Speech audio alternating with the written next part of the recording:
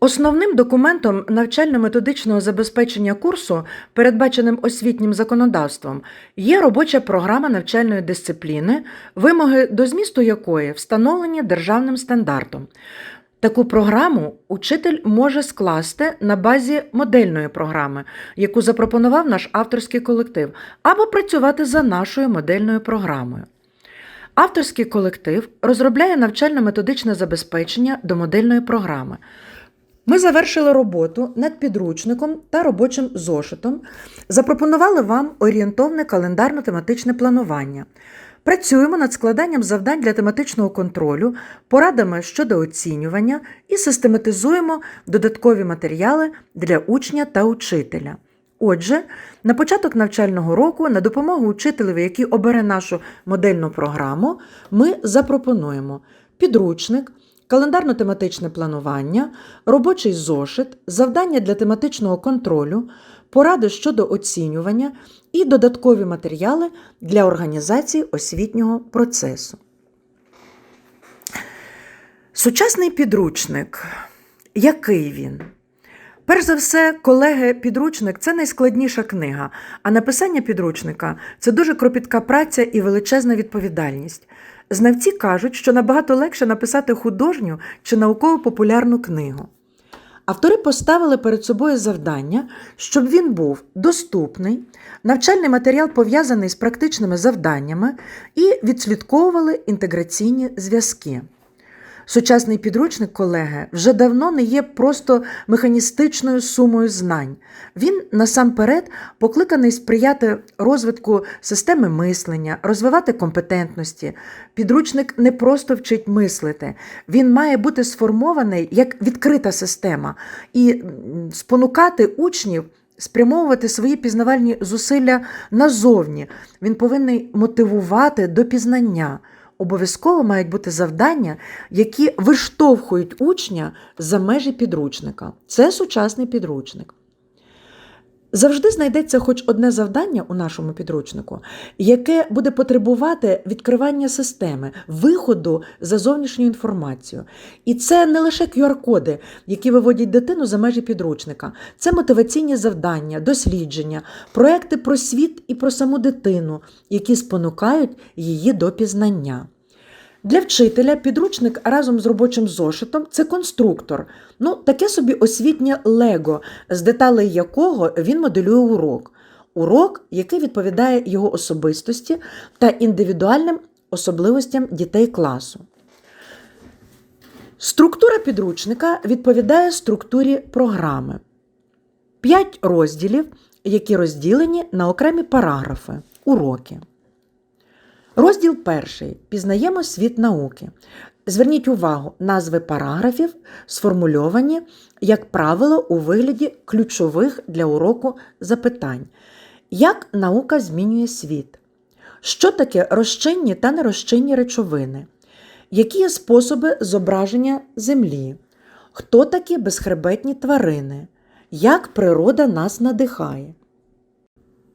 Навчальний матеріал параграфу поділений на окремі структурні одиниці. Вони підказують учителю логіку побудови уроку. Кожний навчальний блок – це теж запитання. Наприклад, у першому параграфі їх 5. Що таке наука? Які науки вивчають природу? Хто такі науковці та науковиці? Що таке техніка? Як наука змінює світ? У 61-му – 3. Що таке здоровий спосіб життя? Що таке тарілка здоров'я? Які традиції здорового життя в Україні? Така структура параграфу відповідає віковим особливостям сучасного п'ятикласника. Діти цього віку важко сприймають великий обсяг нової інформації одним потоком, а частинами – так. До кожного уроку є віконечко з ілюстраціями і короткий анонс.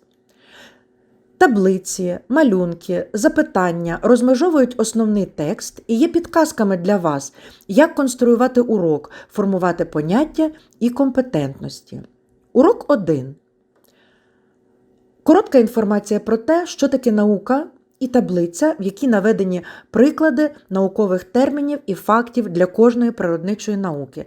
Під таблицею – запитання для обговорення. На наступній сторінці малюнок 1.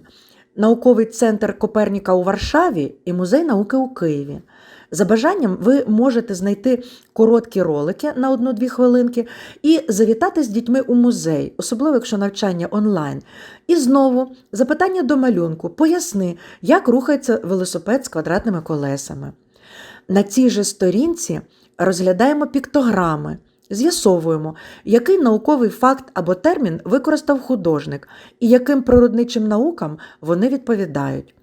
У тексті йдеться, що учені працюють і в лабораторіях, і за робочим столом, і в польових умовах, а за малюнками діти фантазують і розказують свою версію, що саме вони роблять. Кожний параграф завершується підсумками, коротко про головне. До кожного уроку у кінці є декілька запитань, завдань, запропоновані дослідження, індивідуальні та групові. До 1, 2 та 4 розділів авторки підібрали особливі завдання – дослідницького, творчого, логічного характеру. Це рубрика «Наукові забави» для мотивації, зацікавлення, активізації класу. Кожний розділ завершується підсумковим уроком. У підручнику ми пропонуємо 5 тестових завдань і декілька завдань на узагальнення знань для роботи в групах. Поміркуємо разом. Додаткові завдання для уроків узагальнення ви знайдете у робочому зошиті. Електронний ресурс підручника ви можете використовувати і в режимі онлайн, і в офлайн. Модель замерзання.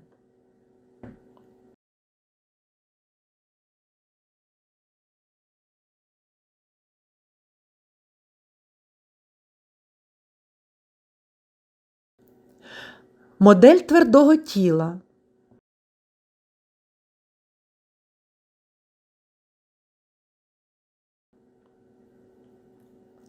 Як визначити ціну поділки?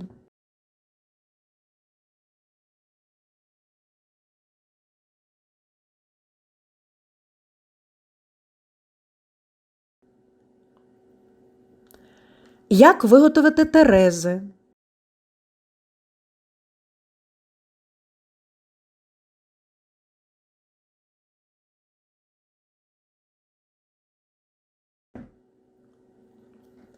Як виконати практичну роботу?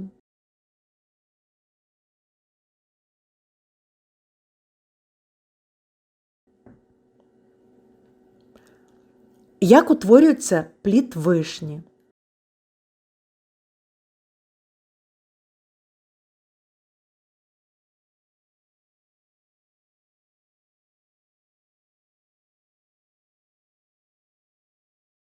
Робочий зошит – важлива складова навчально-методичного забезпечення.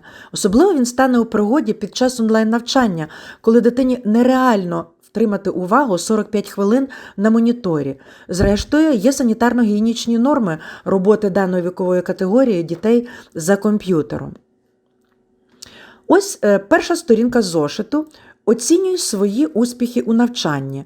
Ми пропонуємо інструмент формувального оцінювання, а саме оціни сприймання інформації і заповни чашу, оціни свою діяльність і замалюй відповідну лопать вітрячка, оціни свій поступ і обведи знак. Це для уроку узагальнення знань. Робочий зошит містить 4-5 завдань для кожного уроку і простий механізм для формувального оцінювання. Розглянемо для прикладу перший урок. Завдання асоціації – це початок уроку. З'ясовуємо, які асоціації викликає у дітей термін «наука». Народна мудрість – завдання на співставлення приказки та її пояснення. Як утворюються назви? Назви – це терміни. Ми знаходимо назву комахи, рослини, гриба, морської тварини, наземної тварини, птаха і заповнюємо табличку. Завдання Б – на розвиток спостережливості. На кого схожі тварини? Чому вони так називаються? Четверте завдання дослідницького характеру – це робота з таблицею. Оцінюємо сприймання інформації, заповнюємо глечик водою.